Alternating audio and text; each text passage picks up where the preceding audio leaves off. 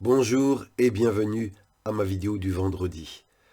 Quand je priais pour savoir quel message Dieu me demandait de vous partager aujourd'hui, le Seigneur m'a mis un texte biblique à méditer avec vous.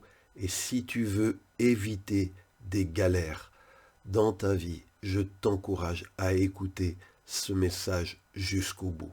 Il t'épargnera des larmes, il t'épargnera des tracas. Alors écoute bien, Dieu a quelque chose de bon à te dire.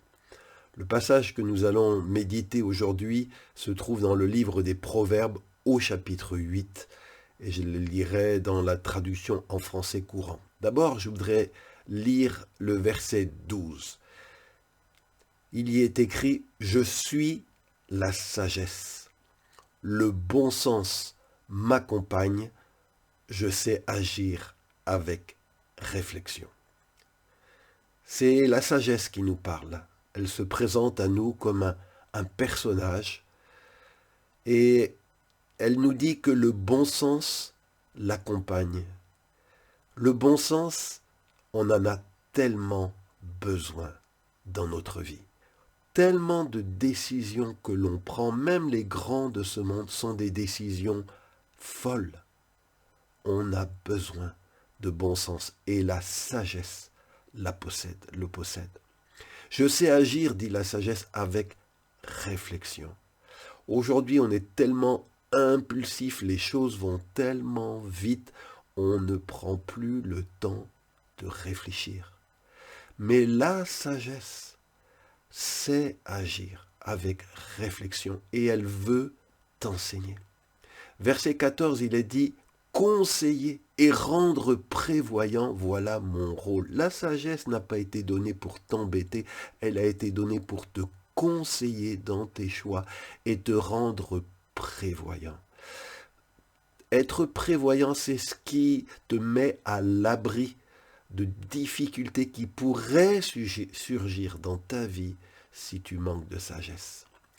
Au verset 19, la sagesse dit « Mes dons sont préférables à l'or le plus fin, leur profit est plus grand que l'argent le plus pur. » Aujourd'hui, tout le monde court après l'argent. Toi aussi, peut-être ce que tu cherches en premier dans ta vie, c'est l'argent.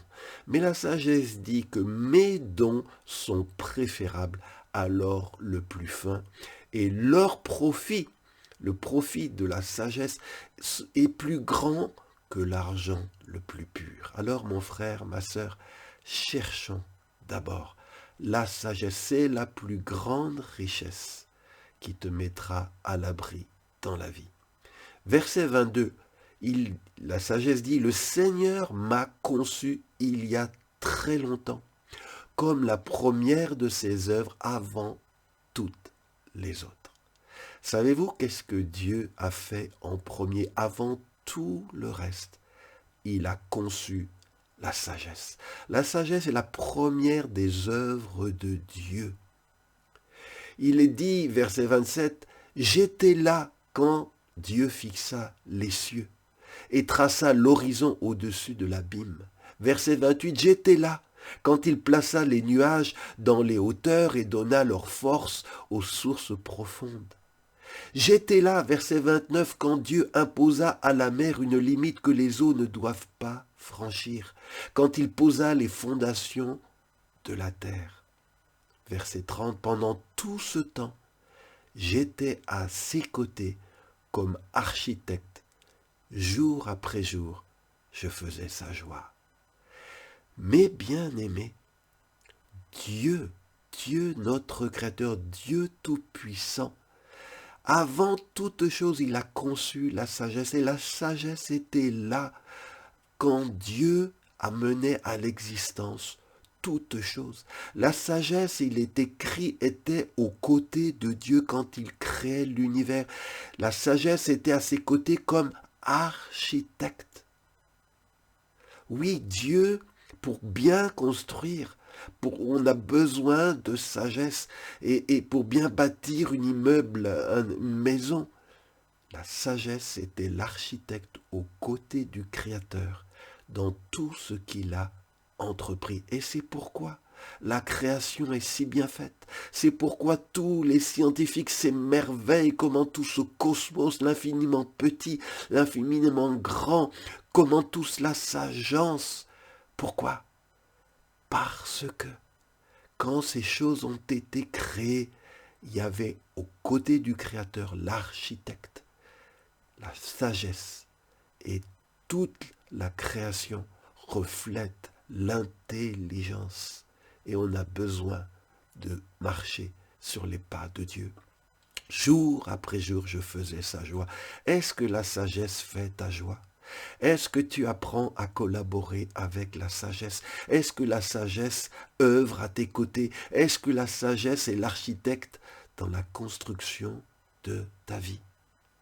Et verset 31, il est dit, « Depuis lors, c'est la sagesse qui parle, ma joie est d'être au milieu des humains. » La joie, la sagesse aime, sa joie, son plaisir, son bonheur, c'est d'être au milieu des humains.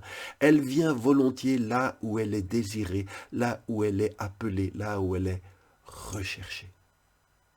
Et le verset 32 nous dit, « Maintenant, mes enfants, écoutez-moi.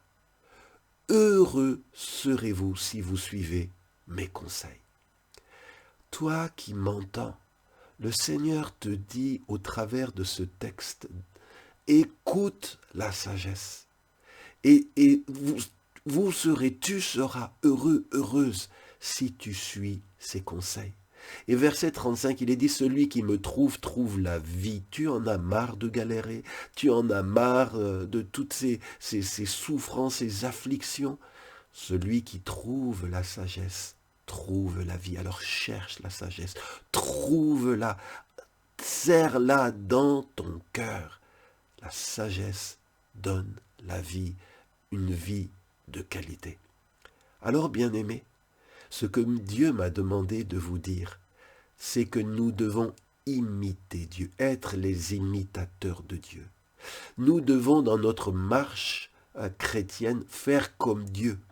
En tout premier, il nous faut nous assurer que la sagesse est bien à nos côtés, que la sagesse est bel et bien l'architecte qui dirige nos choix et nos décisions.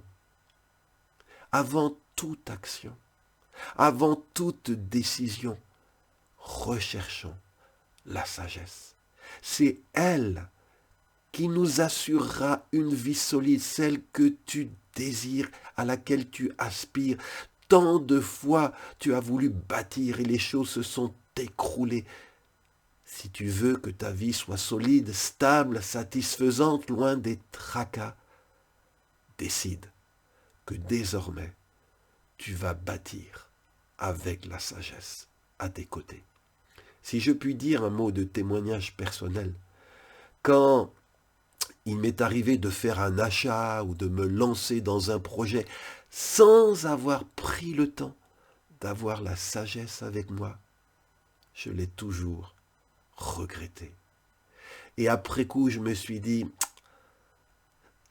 tous ces soucis auraient pu m'être épargnés, si seulement. Alors si tu ne veux pas avoir que tes yeux pour pleurer avant de t'engager, avant de te lancer dans un projet, avant de te lancer dans un achat, prends le temps d'associer la sagesse à tes projets. Alors, comment acquérir la sagesse? Juste quelques conseils. 1. Prends le temps de la réflexion. Quand on décide à la va-vite, c'est souvent là qu'on prend de mauvaises décisions. Les gens nous pressent, ils veulent des réponses rapides, mais il faut prendre le temps de peser les pour, les contre, le temps de réfléchir, le temps de prendre du recul, de calculer, d'évaluer avant de se décider.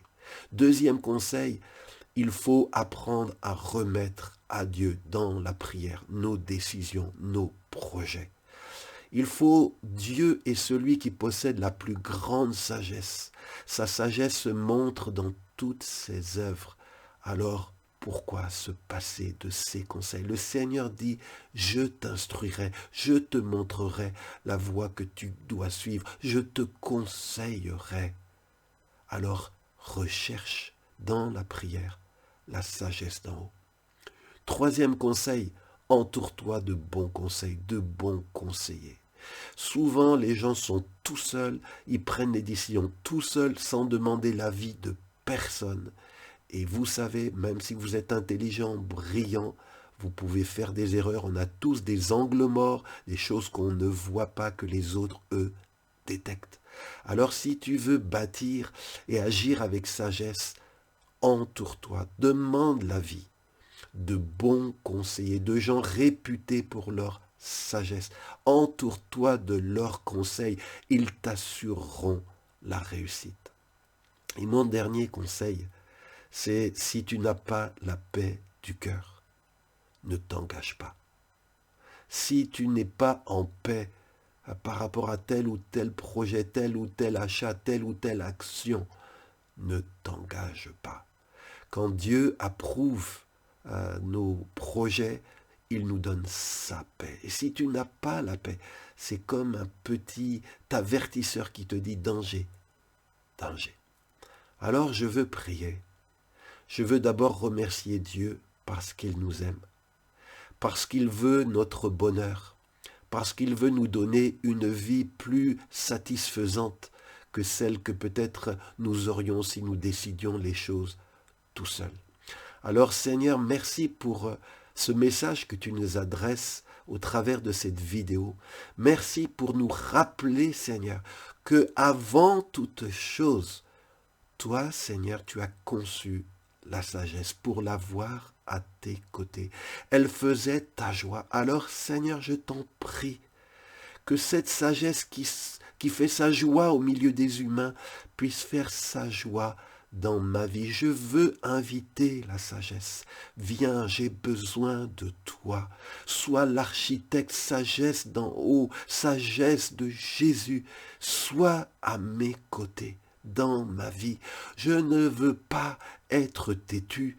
Je ne veux pas en faire qu'à ma tête. J'ai besoin de construire ma vie. Je désire construire ma vie avec toi.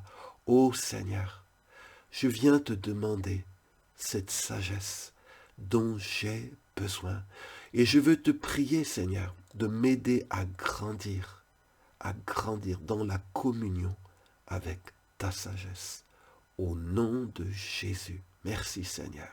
Ma vie en sera d'autant plus paisible et satisfaisante. Amen. Bien-aimés, vous savez que dans la Bible, sur les 66 livres, il y a 2 livres entiers consacrés à la sagesse. Ecclésiaste, Proverbes. Est-ce que tu as déjà lu? Je t'encourage, si tu n'as jamais lu dans la Bible le livre des Proverbes, lis-le, médite-le.